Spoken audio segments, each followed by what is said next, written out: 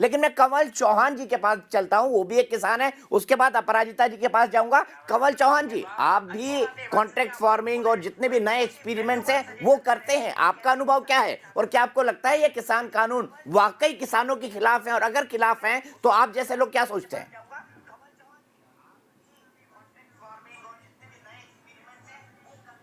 जो नए किसान कानून बने हैं ये किसानों के खिलाफ नहीं है। और एपीएमसी एक्ट में सुधार की मांग बहुत लंबे समय से चली आ रही थी और इसमें सुधार के लिए हर मीटिंग में सारे किसान संगठन इसी मांग कर रहे थे।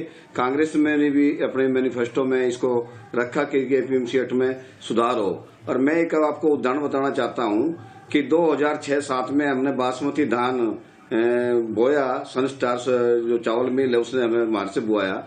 तो जब हम उसको बेचने की बारी आई तो उन्होंने क्या इसको मंडी ले जाओ और मंडी में आड़ती के द्वारा ही हम इसको खरीदेंगे, क्योंकि हमारे देश में ऐसा कानून नहीं है कि डायरेक्ट हम किसान से चावल खरीद सके।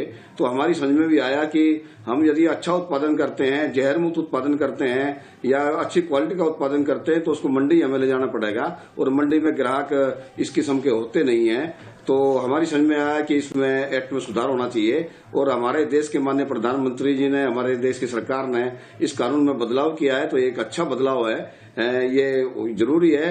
हम इसको रद्द करने के पक्ष में बिल्कुल नहीं है। दूसरा, इसमें सुधार की बात करते हैं, मान लिया जैसे हमारे किसान भाई आंदोलन कर रहे हैं तो उसमें भी थोड़ी बहुत कुछ सच्चाई ये हो सकती है कि वे भयभीत है कि कहीं एमएसपी बंद ना हो जाए, मिनिमम जो स्पोर्ट्स प्राइस है वो बंद ना हो जाए या मंडी बंद ना हो जाए, क्योंकि मंडी का स्थिर रहना, यथावत रहना भी बहुत जरूरी है।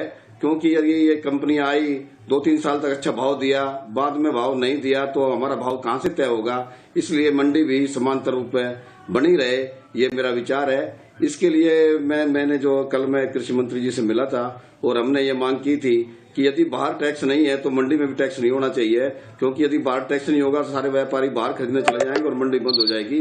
तो हमने मांग करते हैं कि मंडी में भी टैक्स, जो बाहर टैक्स है जितना उतना ही मंडी में टैक्स हो और मंडी यथावत बनी रहे और एमएसपी भी जारी रहे।